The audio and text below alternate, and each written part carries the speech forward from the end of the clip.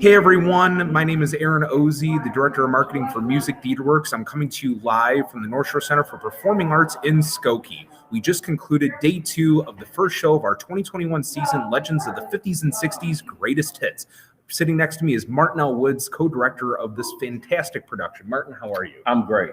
Well, thank you so much for coming on to the interview. And just to really kick things off, I got to say, I've been there for the rehearsals. I was there yesterday for the first day, here today as well. And it just continues to get better and better and better. Yeah. And I just cannot wait for next week because the momentum, the energy, all the way up. It's a roller coaster just the entire time. Mm-hmm. So now that, you've really seen the show come together and you've been such a huge part in making this possible.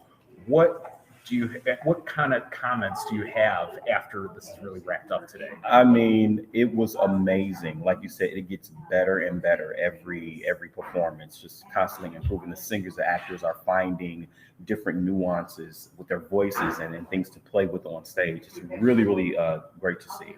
Yeah. So I'm excited about where it's gonna end up. Sure. Right? Yeah. And the cast that we've put together is just phenomenal. Absolutely. Extremely talented. Yes. They work together so well. Oh, yeah. And obviously this is Legends of the 50s and 60s Greatest Hits. So we're Mhm. covering a lot of different legendary artists: Elvis Yeah. Presley, Buddy Mhm. Holly, Aretha Franklin, Absolutely. CCR, the Beatles. I mean, it Yes. just goes on. And On and on. when I interviewed Jermaine Hill yesterday, music Mhm. director for the show, Mhm. he said there's a total of 45 songs slated in just this one show. Yeah. And that's a big number. I mean, it was so much more. Like, we have a whole other list that we didn't even use Oh, because wow. there's so many hits, right? You can only tackle so many. Sure.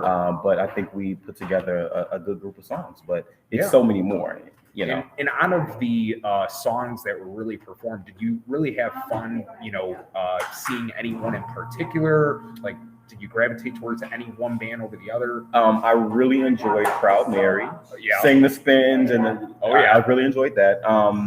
There were some really beautiful moments, right, that didn't, require a lot of choreography and movement, like the Yesterday and Sure. and We Love Me Tomorrow was a really special moment for me. That was one of my favorites, and Can't Help Falling in Love. That was a beautiful piece as well. So many good moments in there. Yeah, and what was it like working with Kyle Dugan, our producing artistic director Kyle on is the show? amazing. I've been knowing Kyle for years. It's my first time working with Kyle. Yeah. So this was the first, hopefully the first of many. Yes.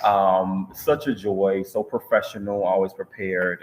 He's a great colleague. So Yeah, it's I was just been- interviewing him earlier. He had all the good Yeah. things to say about you as well. It's been amazing. Yeah, you It's been guys really amazing. made a perfect team and put on an amazing show. I think so. Yeah, I think and so. it worked together so well. And I brought this up with Kyle, and I know it's a big thing, just for you and all the other performers Yeah. as well.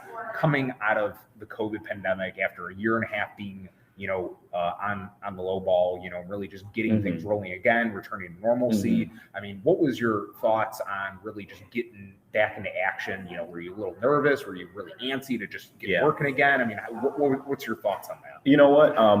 So, we had this conversation like right in the middle of COVID, like Sure. planning the concert.